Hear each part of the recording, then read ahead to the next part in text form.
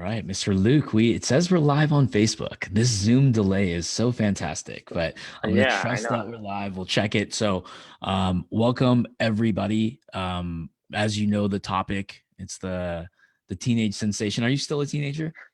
Yeah, I'm still 19. I'll be 19 until next March. So Okay. Oh, good. The teenage sensation that's got some exciting stories to share. And it's amazing to hear that, like when you messaged me that you're 120K in Q4. That's just absolutely incredible. And thank you. you just started your agency not too long ago too, which is pretty awesome, right? Yeah, about a year ago from October. So Very cool. So yeah, take me through your like introduce yourself. Like what do you do? Who do you serve? And how'd you yeah, get sure. started? So I'm the founder of Drive Digital Advertising, and we originally started out as just me myself, just doing online advertising.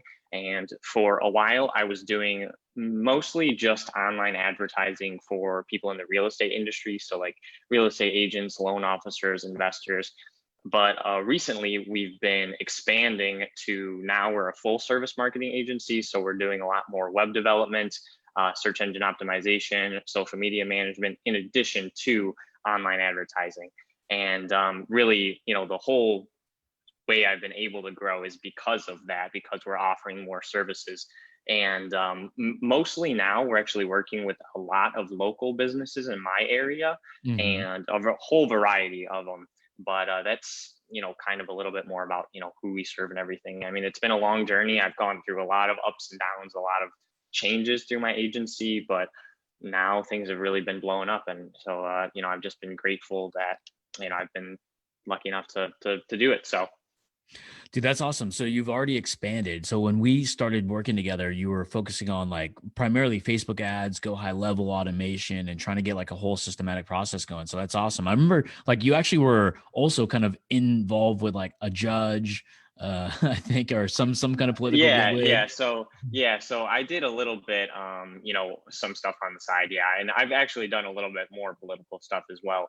But yeah, I've kind of, when I first started my agency, I did everything. I did a lot of different things. But since I was just starting, I did that because that was the only way I was getting jobs, was because I found people who needed this, but not online advertising. So I was like, sure, I'll do it. Why not? And then eventually, I slowly zeroed in on online advertising, then zeroed in on the real estate side, then did a little some stuff on the side. And now, since I kind of, personally just wanted to grow away from, trying some different things from just doing real estate. So, started working with more local businesses and just kind of, expanded, because I mean, it's crazy how many businesses need new websites, don't even know what search engine optimization is, in addition to needing, more customers using online advertising. So, Dude, I love it. Like, yeah, whenever I talk to business owners, even to this day, like it's funny. They call SEO like CEO, like weird acronyms. It's pretty funny. mhm. But everybody who's out there, give me a hashtag Luke. Like this guy's gonna give you some fire. We're gonna ask some questions about what he's up to because I mean, if like I don't want to say if he can do it, you can do it because he's an exception. This dude's smart, he's young, and keep in mind, he's a full-time college student. Like you didn't take my advice and drop out yet, did you? No, not yet. Okay, got it. All right. Well, your parents may not like that, so you may want to stay in college. But my advice is still, you're already making more money than your professors. May as well move on to the big leagues and go full time. But so take me through like, what does your team look like? Yeah, so right now, I it's me. I do kind of oversee everything basically, and I do a majority of well, pretty much all of the client communications. Then I actually have almost like an SEO team that's under me. So they do a lot of the SEO, also some video and photo development that's in my state. So they're another local company, and we work together on that side of things. And then I also have a couple of other developers from some other countries that are helping me with more graphic design, web design, that type of thing. Got it. Now, does offering all of those service ever feel like it bogs you down, or does it add more value so you can close the deal? Um, I definitely think that I think it's been beneficial. I think it has been beneficial, especially with the industries that I've been working with, trying to work with a small business, if I was only pitching them online ads, a lot of people, like at least these like smaller businesses or at least local businesses, they have the money to spend, but they might not realize like the power of online advertising, but they can physically realize, oh yeah, I need a new website. I know that my website's outdated. So if you can kind of do both, I feel like that's a way to like kind of hook them in, get them with a website because they know that they need that, and then also do the online advertising. And then eventually, you're going to have the website done. But then if you keep doing good with the online ads, they're going to want to continue working with you. Mhm. So I think it's definitely difficult. And I mean, at first when I was expanding myself, I tried to do it all myself. And that was that was really tough. So that's, why I expanded to having a team, because if you're trying to offer all of those services to a bunch of different industries all by yourself, that's really tough. So you definitely need to expand so that you can, focus your time on what you're best at and let other people do what they're best at. Yeah, no, 100%. So just what you're basically, to summarize, you're basically just aligned yourself with a good graphic design team, a good web dev team, a good SEO team, and then your job is to be the brand, expand the message, educate the customer that they need these services to survive in 2020 and beyond. And then if they go with you, now you could be like almost like a coach of a team slash the quarterback saying, let me throw the ball here, let me throw the ball there, and then you're managing the X's and O's, right? Exactly. Yeah, exactly. And I eventually will probably want to get into having more of like an in-house team. We're paying employees, maybe having an office or something. But right now it's been good kind of having remote, because like I said, I'm still, I have other things going on still. And, with everything being online, it's, easy to work with a remote team. So I found that's worked good for me. I know it might not work good for everybody, but I think it is kind of a good alternative to work with that instead of trying to like hire people right off the bat where you have to pay hourly or a salary, something like that. No, I 100% agree. Contracting makes the world go round. I will say we don't make our own bananas in the US. We buy them, and then by the time you're eating them at your plate or your house or buying them at the grocery store, they've probably been through 4 or 5 different middlemen. So same thing Hmm. with work. If you can find global talent, what would be the point of just hiring like a small boutique of like if you live in a city of 20,000 or 100,000, your talent pool is fucking tiny. Oh yeah. With like access to the world, you can find really good talent. You just have to be able to manage remote talent and let them do their job. So if you want to get someone good, obviously they cost a little bit more. If you want to get someone shitty, you can train them and be the leader and bog down. So I'm a big fan of whenever we hire like a contractor, we want them to be like good at what they do, even though we may not want to constantly pay that price, but it saves time and headache and redoing and client satisfaction. Because at the end of the day, if you have a good experience for the client, they'll spend money with you for the rest of their careers. Oh yeah, definitely. That's kind of really what I've been trying to do is build long lasting, relationships with these new clients that I've been getting so that, they'll want to continue working with us after these contracts are over. So, Totally cool. So like when you started working with us, like where were you at revenue wise? um, really not a lot. I mean, probably maybe anywhere from $2,000 to $4,000 a month, probably. Got it. Now take me through like your like that Luke at that point in time. Take me through the client acquisition strategy so we can talk to people out there that may be in that under 10K mark, especially the 0 to 4K category. On like how did you get a client? How did you get in front of a client? Were you doing free trials? How did you convert them into paying? Sure. So at that point, I did a lot of like Facebook outreach, cold outreach on Facebook. I'd, on LinkedIn too, like send friend requests to people that were in my industry, and then whoever accepted, sending them a, specific niche specific, introduction. And then normally I'd ask them like, hey, are you doing this? I think we could help each other out. Would you like to set up a call or something? Not really trying to sell them right over that and then try and book a call and then sell them on the call. So that kind of, that was kind of what I was doing. I tried doing some cold calling, some cold emailing. I mean, personally, I just am not the biggest fan of cold calling just because I don't really like talking to people on the phone like that. Mhm. But some people I know are a lot better at it and they do it. So I am a big advocate for finding an avenue of client acquisition that works for you and then doing that. And then if there's maybe another form that you want to try, but you're not so good at it, you could try and hire somebody else to do it. Like at that point, I had somebody who was like an appointment setter for me that was paid on like commission based on how many appointments they set and how many people were closed and everything. And that was cold calling. So, I didn't like doing it. So I had somebody else do it. So that's something I would definitely recommend for people to try and do. Got it. Now, did that model work for you? That cold call model? Is that person still with you? No, it worked out okay. They just grew uninterested in doing that. They just kind of wanted to do something else. So, they were like, "Hey, Luke, I just want to do something else at this point," which I totally understand because not everybody probably wants to be a cold caller. So you can find the right people. And then eventually I just found other types of, client acquisition. And honestly, I almost feel like one of the best ways of, how I've gotten pretty much all of these clients recently have been through relationships I've been building through my network. So not only, I feel like everybody talks about, doing the traditional type of outreach, like, cold outreach, like Facebook, messaging, LinkedIn, email, phone calls. But I think one thing that people can always do is leverage the network they have and try and expand the network they have.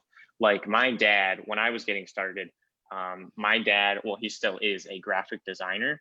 So he designed websites in the past, does a lot of logos, photo work, and stuff like that. So I told him, what I was doing, and he was just nice enough to tell some of his clients what I was doing. And then that's how I got some of my very first clients were people that he knew. And eventually, my parents are really nice. They would tell everybody that they knew about what I was doing. And really, that's what I did. I told everybody what I did and just tried to get my name and what I did out there as much as possible to my network. And then those people told more people. And then they eventually, brought work to me. I know, for example, a really crazy story kind of with that, actually, that politician person I was working with that you mentioned before. One of my very first clients was a lawyer, and I wanted to do online ads with them, but they were like, "Hey, Luke, we need a website before we do any ads." So I was like, "Okay, I guess I'll do a website for you, whatever." So I did the website. They were really happy with it, but then they ended up not needing online ads. And I was like, ah, damn, that was what I wanted to do, whatever. So I was kind of disappointed. But then like 6 months later, I got a text from one of the lawyers saying, "Hey, Luke, we know somebody. He's a politician who needs online advertising help. Could you, help him out?" And I was like, "Oh, sure," and getting referrals like that are kind of a dime a dozen when they actually go through. So I finally got a phone call with him, and then working with him and the contract I put together with him is actually the reason I was able to get over my first month and over $10,000 in revenue. So, that relationship and just having a good relationship with those lawyers months ago paid off. So building good customer relationships, I think, is one of the best ways to, get more clients, I would say. Yeah, no, I love that. That's great. Your network is your net worth. People say that all the time. So, but Mhm. yeah, relationship building is absolutely key. So, for you guys out there, there's 20 of you guys. Hey, I want you guys to say what's up in the comments. Drop where you're from and where you're dialing in from. In addition to that, can you guys all also tell me what industry you're in? Because then I'll ask some questions that will be relevant to your industries, so you can loop it back around on how you may be able to do some outreach or make some sales. Now, still, we're going to talk about early Luke, like earlier this year, Luke. Now you're getting clients. What was your offer? Are you doing free shit? You doing fractional pricing? And then how are you moving them over the hump to help people out there that are in that same Sure. scenario? So early Luke, I started with trying to do free trials, and it actually didn't really work that well. I mean, I would get some people who were interested, but then after a week they'd be like, "Oh, this isn't working. I'm not going to do it." And because I feel like that's the only way you can hook somebody in is if they want to try it free for a week. And I feel like it's kind of a trap that a lot of people fall into, is that they try and do free trials, and sometimes those work. I definitely will say sometimes they'll work, but sometimes if you try and do a free trial, you're just going to get with the wrong type of potential client. So one day I just had a call with somebody, and instead of pitching a free trial at the end, I was like, "It'll be $500." And I just waited, and she was like, Okay, all right, we'll try it. And that was like that was the first realtor that I sold, was on a $500 a month package. And so I think you just have to be willing to take the leap and do something like that. So after that, I just kind of started small, like I said, $500, and I eventually scaled up to 1,000, then to 1,200, then closer to 1,500, almost 2,000, at the max of when I was doing real estate. So I think, it's definitely something you have to gauge with. Not everybody is going to be willing to work with the price that you have, but you're eventually going to find people that are willing to work for the price that you have, and those are the clients that you're going to, really want. Right. So let's just say, like the realtor, like early on when you were doing things, like I was just talking about this last night with the GSD call. We're talking about like, hey, it's okay to negotiate. That's totally fine.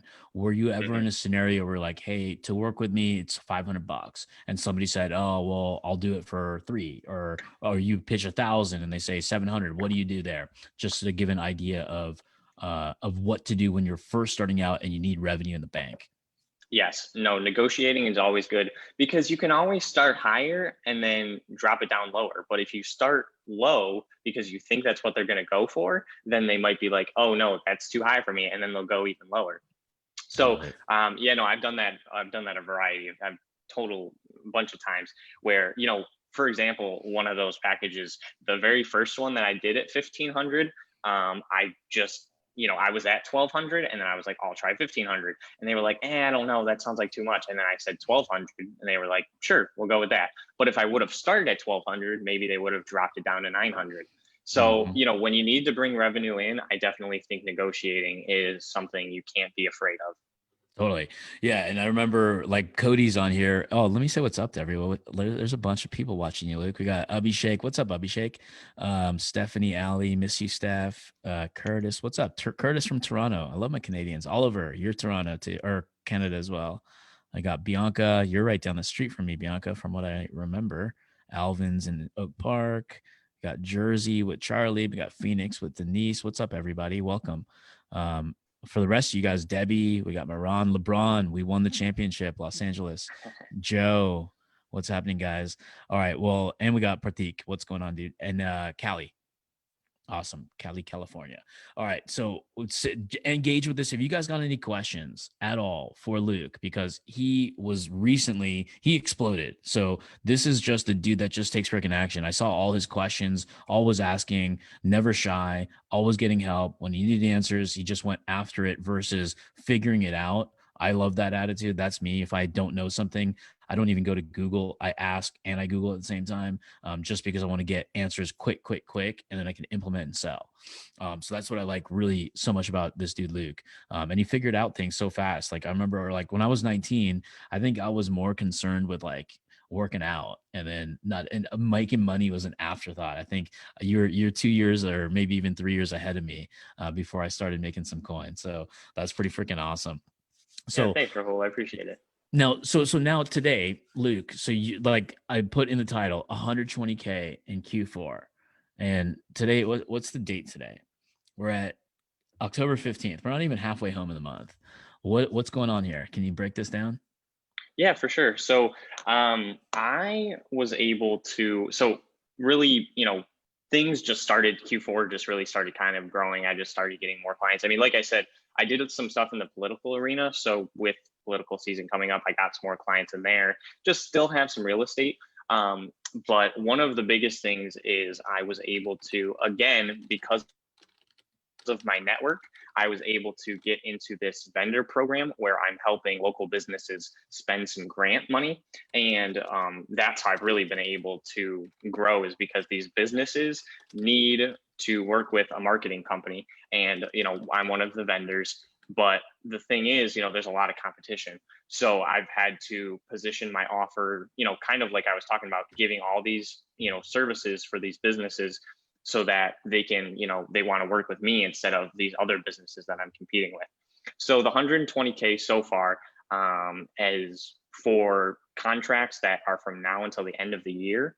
So it's about, I guess if that's 120 divided by three, so like 40,000 a month.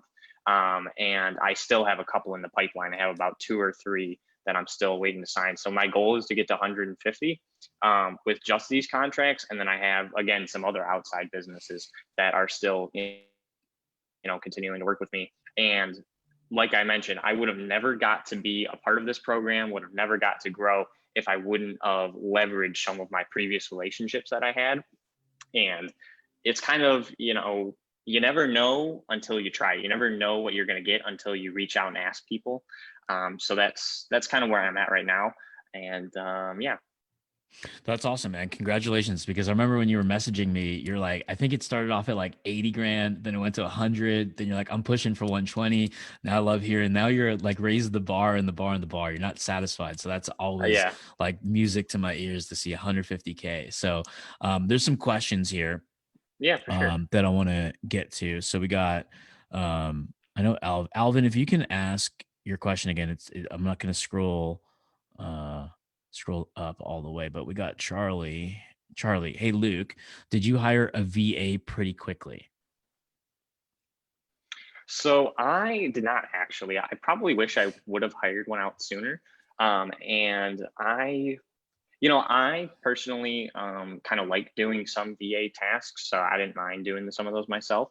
And now, like I said, I've kind of expanded my team where the lead flow coming in, I don't necessarily think I need like a VA for appointment setting at this point, because I have all this stuff kind of just coming in from referral basis and these relationships I've built. But I definitely would say that there's value in having a VA because there's only so much time that we have in a day. So if you can double it, triple it, or quadruple it by using other people, I would highly recommend that, because leveraging other people's time to make, your time more valuable is, like I said, really valuable. You want to use your time at what you're best at and what's going to really drive the needle forward in your business. So Yeah, totally. Give me 1 second. I'm gonna actually ask another question. Somebody's about to jump on this Zoom. I got to tell them not to come on. Next question from Oliver. What were your biggest bottlenecks before you started with the GSD program, and how did you overcome these? sure. So I would say my biggest bottleneck was just being nervous of selling my services, really just things related to sales. I mean, I don't really have any like previous sales experience. I never worked a sales job before or anything like that. So trying to, I knew that I knew that I had some valuable services, but trying to convince people that they were valuable and that they wanted to buy it for me, I would say that was my biggest bottleneck. And being a part of the GSD program really helped me with my sales skills. And even now I've just gained even more confidence. And, sometimes I'll turn people down just because I know that they're not, the right fit for me, which I never would have been able to do before. So that's kind of what I would say has been my biggest bottleneck and how I overcome it. Yeah, no, that's great because it gives like a foundation of like I always say like, hey, if you're under the 10K mark, we need to build foundation because a lot of agency owners are just kind of going buck wild. They may be buying a $97 masterclass here, a $997 course there, and gluing that stuff together is not the easiest thing because everybody's trying to teach you how to get like a shortcut, but we're forgetting to build that fucking that little foundation. So it's like we almost built story number one without doing the foundation of the ground first. And then anything on top Sure. of that leads to a house of cards. And we all know what happens. Pull one thing out, the whole thing fucking fails. And that's what the sustainability is. I mean, you're a living case study there. So congratulations again. And Alvin, the 120K MRR, it's 120 over the 3 months. So he's securing contracts that are 90-day contracts. So it's month to month over monthly over 3 months. So it's like right now you're at what, 40K a month, right? Yeah. Okay, cool. And so when you get in, like, how would somebody else get into a group like yours in, let's say, the state of Texas? So, I would say there's a bunch of different business groups. I mean, this one's a little bit unique. It's just a unique situation because of everything that happened, and they're not always going to be giving away grant money. However, they're always going to have these type of like business groups. So something that's kind of interesting is joining like I think it's called like BNI or something like that. They're like business networking Mhm. groups, but that's honestly a good way to get business. You can go in there and those are businesses and one that I actually joined earlier this year, it was actually called like a leads group. And literally what we did is every week they would ask you, hey, what do you like? What kind of customers do you need? And we'll try and drive them to you. And since the people in the group were, my potential customers, I didn't come off right and say, hey, you guys could work with me. But being a part of that, I think was definitely beneficial. And I would recommend just really Googling, finding networking groups near you, doing some remotely and everything, because that's a way to, gain potential business. They're not really, some you have to pay a little bit of money to join, but they're not that expensive. And even if you don't get clients, you're building relationships again, which are super valuable, because maybe this chiropractor doesn't need you, but this chiropractor knows a realtor and that realtor would need your services. So by telling the chiropractor about it, they would tell the realtor and then the realtor could come to you. Yeah, no, totally, 100%. So I've done a fair share of networking in my career, and like, yeah, I can't tell. Like, even before this live, one of the leads I got is for like a food manufacturing company that's a nice brand. You guys will probably start seeing it in grocery stores to help them with a marketing strategy, and it came from a lead that I met about what year is it? Like 2012, I met, so 8 years ago. So you never know. People remember you and they Mhm. refer you as long as you are halfway cool. You don't know. So Yeah, as long definitely. as you can be somewhat funny or cool and tell people articulately what you do so they can understand it, you'll be good. So just practice your elevator pitch a little bit so it's easy for them to understand. Okay, I'm going to take another question from the audience here. Yeah. What's your biggest, I'm going to answer this after you too. What's your biggest advice on being consistent with bringing in business? So I think it's kind of funny. I think the biggest way to be consistent with bringing in new business is to be consistently trying to get new business, because I think a lot of people get business and then they work and try and do a really good job with that, which is super important, but then they forget to try and get new business at the same time. So then they're done with that work and then they're like, oh shit, I don't have any more work to do because I haven't been focusing on prospecting or anything. So by trying to, always, even when you're working, and that's kind of where it could come in to maybe get a VA to help you. Like I said, find a type of method for prospecting that works for you and just hammer away at it. Keep doing it consistently, because if you stop, then you might hit a hitch where you don't have any business and you really need some money, but you're not going to run into those kind of problems if you're consistently doing that. And the other part I would say is, not to forget about doing a good job for your current customers, because like we mentioned, building those relationships, getting referrals from other customers can be some of the best clients you're going to get. So by consistently, one, doing a good job with your clients, you're going to probably bring in some referrals. And two, by consistently outreaching to try and get new clients, you're not going to fall into that pit. Yeah, now that's a great advice. I mean, now where do you think content comes into play when when you're leveraging prospecting and absolute and existing clients? So leveraging content, you said? Yeah, Like, so like, do you like how much content are you doing? So when oh, people I get look what you you mean. up and like videos and VSLs, like what advice do you have for people out there that are saying like, well, hey, I'm new, I have 2,000 to 4,000 bucks in like in the bank or recurring. What content is important that I should do for my audience to buy from me? Yeah, so I definitely think, I mean, personally, I did a lot of stuff on Facebook. I think, that's a good platform. LinkedIn's a good one too, because a lot of professionals are on there. I don't think, some people are like, oh, maybe I should do stuff on Twitter or Snapchat or Instagram. And, I just don't think there's as many business professionals on those particular fields, or at least paying as much attention to those. So I would definitely say, LinkedIn and Facebook are good, and trying to, one, if you don't have any clients, doing, like I said, trying to get work within your network is a great way, because those people already kind of trust you. So you don't necessarily need to, say, hey, I'm going to do a free trial, will you try me out or whatever, because they might be willing to give you a try. And one thing too is I made sure I made a kick-ass website so that when people went on my website, they could already see that I had good web design skills, because I have a good website myself. I mean, if you have, shitty social media presence and a crappy website, then nobody's going to want to work with you to do social media or website design. So making sure you have a good foundation yourself is definitely going to help bring in, good business. No, that's well spoken. I mean, back in the days when I started, because I'm a little bit older, if you can't tell already, I actually remember selling websites. Think I sold like at least 100 websites before I even had one myself. But back then, it wasn't as prevalent for people to Google us. So Uh-huh. it's kind of weird. Like I'm a big fan. I used to teach my team like we don't blame the tools we don't have. We use the tools we have, and we didn't have a website even though we sold websites. Eventually, we ended up getting one ourselves. We built one because we contracted everything out. We found a vendor, negotiated the shit out of them, and we just said, all right, we'll pay you guys $20 hosting. We charge $50, and then we charged a $2,000 setup fee. So our money came in the setup fee, and that was our model. So if that helps anybody, that's something you guys can also consider.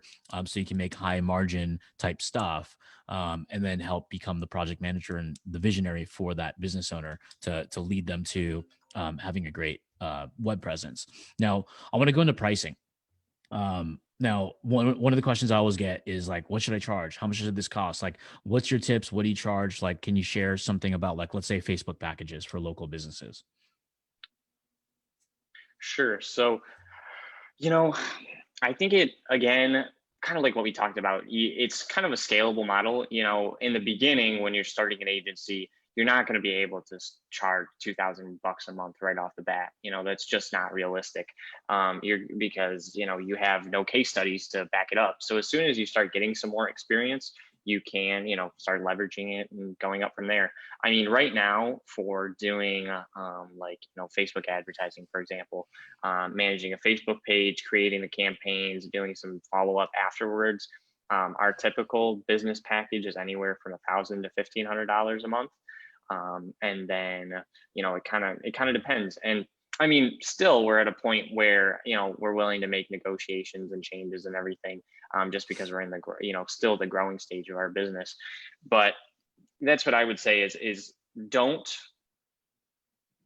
get in your mindset that I need to be charging $1,000 a month because that's what everyone else is charging, because you might not be at the same level that everyone else is at.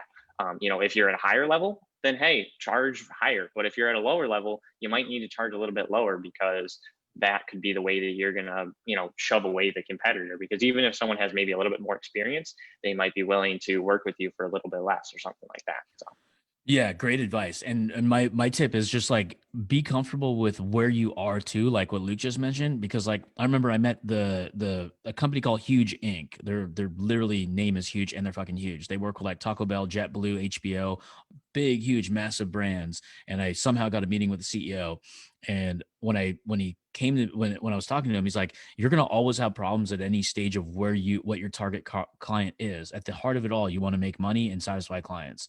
He's like, I don't want to go to Brazil and wear a fucking penguin suit, which is a tuxedo, and have to hobnob with the CEOs of Taco Bell, but I have to. It's my job. And just like you, he's like, I might be charging millions, but just like you may be charging hundreds of dollars for your service. But at the end of the day, you're really good in that $100 service. I'm really good in the multi-million-dollar service. And what you need to do is volume. I need to do low volume. So wherever you are, know your model. Like if you want to Mhm. charge $500 because it's easier to close, it's easier to keep clients, they can afford it, it's a foot in the door, and then you can ascend them with value-added upsells. Knock yourself out, do it. It's a good model. If you're already a baller and you can prove it, charge a shit ton of money and find customers willing to pay it. Because Yeah. the last thing we want to do is product push. We don't want to say, hey, oh, because you asked about Facebook ads, all of a sudden we're throwing up, like pushing it in their face. They're still not a good fit, right? We still need to Hmm. uncover their pain. We understand, like, do they come from a CEO background and they just started a restaurant because it's a hobby and they have a shit ton of cash? You need to know those things, versus a startup that's like really on the verge of fucking failing Yeah. before, I yeah, you know what I mean? yeah, totally agree. Totally agree with that. So I want to go through like one thing because I think this is helpful because like when you're an entrepreneur, you feel a lot of pressure. You go to bed sometimes with pressure. You sometimes wake up with pressure, or you wake up great and the pressure comes in the day. You're hit with different angles, an email that you see on your little like a little push notification with something negative possibly from a client or a staff member or whatever it may be. Now, mindset, like how do you when was the last time where you're like, fuck, I don't know if I want to do this? Um, I can't think of the last time, but I will tell you guys the biggest one that I had to deal with. So this was about a year ago, and well, actually maybe even a little bit, yeah, a little bit more than about a year and a half ago. So before I even started Drive Digital Advertising, I had an Instagram where I talked about online marketing. And in about 6 months, I grew that Instagram to have about 20,000 followers all across the world. And that was, I was doing a bunch of posting. It was really cool. And that's where I built my first business kind of around this Instagram. So I made my own LLC, I had my own website and everything. So that was actually my first like marketing agency. But at that 6 month mark, one day I got a message from somebody who was like, hey, I need to inform you that your Instagram and your website is actually a name that I have trademarked. So my lawyer is going to be contacting you to get, your stuff taken down. And I was like, is this even real? I wasn't even sure if it was real. Like at that point, I'm just a naive 18-year-old kid or whatever. And the next day I go to log into my Instagram and it says your Instagram's been reported for trademark violation. And I freaked out. So I sent him an email and I'm like, sir, I'm so sorry. I didn't mean to do that. My bad. I'm just an 18-year-old kid. And I'm sure, for anybody who has an Instagram, they know it's super easy to change your username. It's not very hard. None of my pictures had anything to do with the trademark. So I was like, hey, can you just take back your report? I'll change my, name in like 5 minutes and then we'll be good. And he was like, no, sorry, there's nothing I can do for you. And I was like, dude, what the heck? Like this guy just completely destroyed my business in, one little message. And it was at that point where I was like, damn, I don't know, because I'm going to have to start completely from scratch. I don't know if I'm going to do it. But I realized that doing something online, whether it's online marketing or not, I know that in the future, I'm always going to want to try and do something online. I'm just so passionate about it. And because I'm passionate about it, that's what got me through it. And I mean, this guy, shut down everything, was being a real asshole. And I was like, hey, I want to prove to this guy and prove to everybody that I can build a bigger and better business, even though you shut me down. So that's, what I've done to do. And basically whenever something tough happens, that's kind of what I think back to. I think, hey, if I made it through that, I can make it through this. And, for you guys, obviously, you might not all have Instagrams that got shut down, businesses that got shut down, but if there's difficulties you've made it through in the past, hey, you've made it through that, you can make it through this.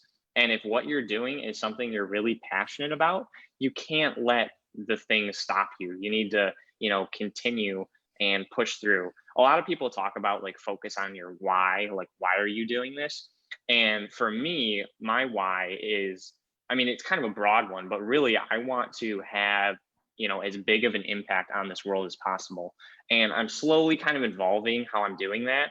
And, it's starting with, helping these businesses grow. And now I'm trying to do more interviews where I'm helping people on a more massive scale. I've done some interviews with high school students, college students, just sharing with them about online marketing.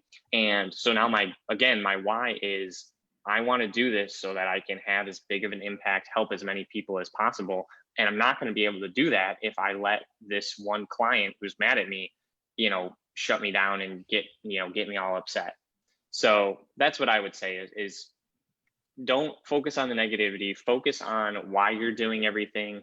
And if you're really passionate about it, then you just, you need to persevere and push through.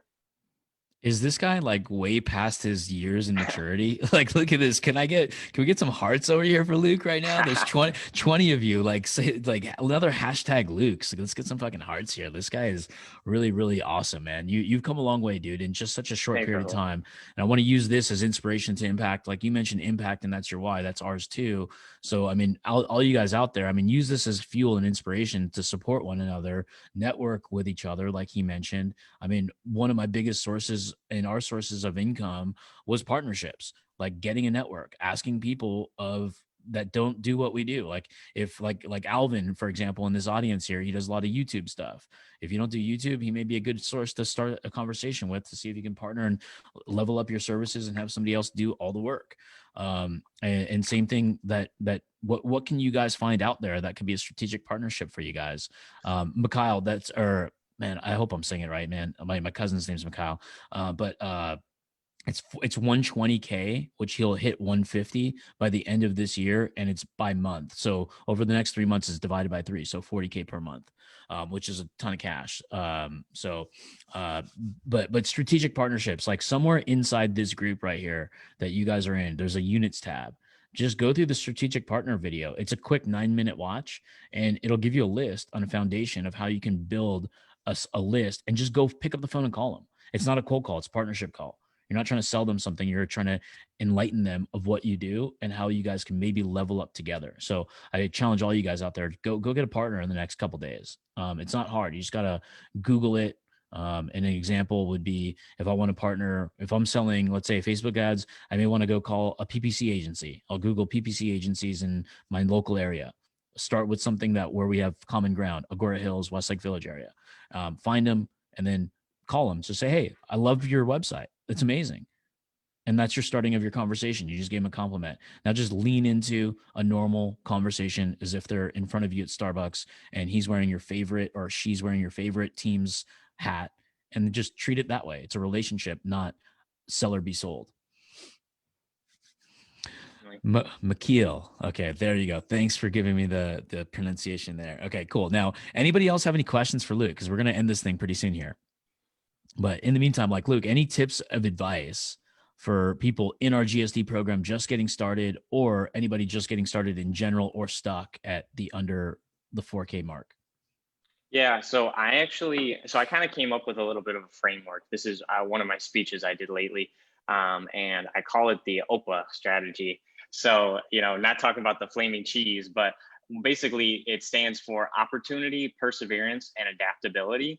And basically that means, O for opportunity. Whenever you see an opportunity, take it, especially when you're starting out. You beggars can't be choosers. You need to be putting yourself out there, taking the opportunities that are coming, making the most of them, and then making your own opportunities too. Perseverance, the P is, pretty self-explanatory. I mean, you need to persevere through the difficulties like we talked about. And then finally, the A, for adaptability is, in business, especially when you're starting out, you, like how I did, I started with working with a lot of businesses, then I narrowed in on, realtors, then now I'm expanded back out. So you're going to have to adapt, because eventually, as much as you might be persevering and trying to push through something, it might just not work. So you need to adapt, change what you're doing, and that could be, where you're going to strike gold. So. Dude, I love that. But just because you said OPA, I got to show you something, dude. I'm going to share my screen for a second. Can you see this? Yes, I can. Oh my gosh, that's so funny. This is like this is like an internal like training doc where I call it Opus. Like we focus like as an internal. So if this helps you too, screenshot, or I can give it to you later. But anybody out there, I Yeah, just talk this is about cool. like outcome, process, accuracy, and speed. That's what my team is supposed to be responsible for. Before we start a project, know your outcome, follow a process, be accurate and do it right. And if get help if you need it, and speed. We move fast and we expect you to too. So that was Gotcha. funny. That's cool. That's cool. Hey, great minds think alike, I guess. Exactly. Awesome, man. Well, hey, dude, congratulations on all your success. I'm glad to be a part of the journey. And man, I can't let me know when you hit that 150 mark. I'd love to hear Yeah, I that. sure will. I definitely will. I definitely will. Thank you, Rahul, for this interview. And thanks everybody for watching and for the questions. I really appreciate it. And if anybody does have any like specific questions, feel free to message me or anything. I'd be happy to help. So Absolutely. With the ending one last time, some hearts and hashtag Luke. Don't forget the hashtag Luke. All right, guys. All right. Cheers, everybody. Have a great rest of your day. And as always, if you need any help, drop it in the group. We're here to support your journey.